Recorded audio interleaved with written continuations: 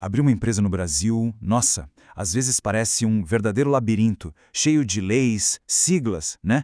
Mas hoje a gente vai descomplicar isso de vez. Vamos usar as próprias definições da nossa lei para entender os tipos de empresa e por que essa escolha é tão importante para qualquer negócio. Vamos lá? Sabe? Toda grande empresa começa com aquela faísca, com uma ideia genial. Só que, para essa ideia sair do papel e virar realidade, tem um passo que é, fundamental e um pouquinho burocrático, sim. A escolha da estrutura jurídica certa é como se fosse a fundação da casa, sabe? É onde todo o projeto vai ser construído. E para ninguém se perder nesse caminho, tá aqui o nosso mapa. A gente começa do básico mesmo. Qual a diferença entre empreender por conta própria ou em grupo? Depois, a gente vai entender o que é essa tal de pessoa jurídica, porque a palavra responsabilidade é tão, mas tão importante, e quais os tipos de empresa mais comuns. E no final, a gente mostra onde tudo isso está escrito na lei, preto no branco. Certo, então vamos para o comecinho de tudo. Antes mesmo de pensar em nomes como MTDA ou SA, a lei olha para uma coisa muito mais fundamental. Afinal, quem é que está por trás dessa atividade econômica? A nossa legislação começa com uma divisão bem clara. É uma pessoa só tocando o negócio ou é um grupo de pessoas? Essa pergunta simples é a primeira grande decisão, a primeira bifurcação nesse caminho do empreendedorismo. E essa bifurcação leva a gente para dois conceitos legais que são a base de tudo. De um lado, o empresário, que atua sozinho, e do outro, a sociedade, que é um esforço coletivo. Olha, para a lei, o termo empresário é bem específico. Não é só alguém que tem um negócio, é o indivíduo, a pessoa física que faz daquilo sua profissão, de forma organizada para produzir ou vender bens e serviços. E isso não é uma ideia solta não, está cravado na lei. O artigo 966 do nosso Código Civil define exatamente isso. É a lei dando nome e forma para quem decide empreender por conta própria. Agora vamos para o outro lado da nossa bifurcação, a sociedade. Aqui a palavra-chave é união. É quando duas ou mais pessoas se juntam, fazem um contrato e combinam de contribuir, seja com dinheiro, bens ou com o próprio trabalho, para um objetivo em comum. E, claro, para dividir os resultados depois. Assim como o empresário, a sociedade também tem a sua certidão de nascimento na lei.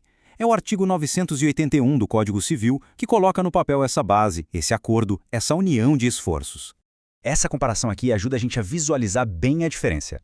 Como empresário individual, a pessoa física e o negócio meio que se misturam, o que pode colocar o patrimônio pessoal em risco. Já na sociedade, nasce uma coisa nova, uma entidade separada. E essa entidade, na maioria das vezes, cria uma barreira que protege o patrimônio dos sócios das dívidas do negócio. E essa coisa nova, essa entidade que eu mencionei, tem um nome técnico. Vamos entender de uma vez por todas o que é a famosa pessoa jurídica. Pensa assim. No momento em que os sócios registram o contrato da sociedade, eles criam uma entidade que é independente. Essa nova entidade, a pessoa jurídica, passa a ter seus próprios direitos, suas próprias obrigações. Ela é separada das pessoas que a criaram. Ela ganha vida própria, de verdade. E é bem curioso ver onde as sociedades se encaixam nisso tudo. O Código Civil, lá no artigo 44, lista os tipos de pessoas jurídicas de direito privado. As sociedades, que são o nosso foco, estão ali do lado de associações, fundações e até de partidos políticos. Fazem parte do mesmo grupo. Ok, agora que a gente já entendeu esses conceitos básicos, chegamos no ponto que talvez seja o mais crítico na hora de escolher um tipo de empresa: a responsabilidade.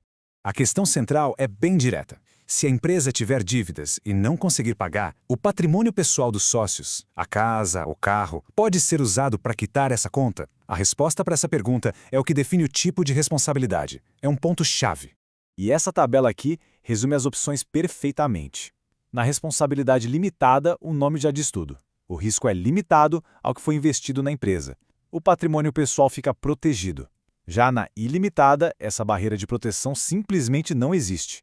E por fim tem a mista, que é um modelo híbrido, com sócios de diferentes tipos de responsabilidade dentro da mesma empresa. Com essa ideia de responsabilidade bem clara na cabeça, vamos ver como ela funciona na prática, nos tipos de empresa mais comuns que a gente tem aqui no Brasil.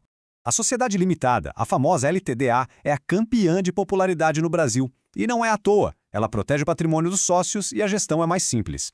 A sociedade anônima, a SA, também limita a responsabilidade, como o artigo 1088 confirma, mas a estrutura dela já é bem mais complexa.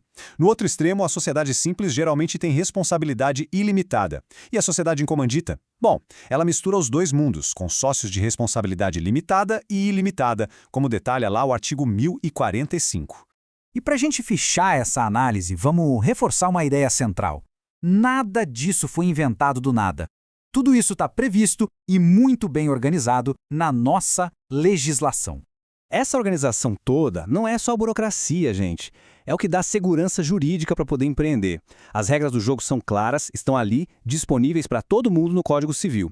É isso que cria a base sólida e previsível que todo negócio precisa para poder crescer com tranquilidade. E aqui está um resumo, um guarda aí dos pilares legais que a gente viu hoje. O artigo 966 define quem é o empresário. O 981, o que é uma sociedade. O artigo 446 mostra para a gente onde as sociedades se encaixam nesse universo maior. E os artigos 1088 e 1045 são ótimos exemplos de como a lei trata da responsabilidade, que é o ponto crucial de toda essa decisão.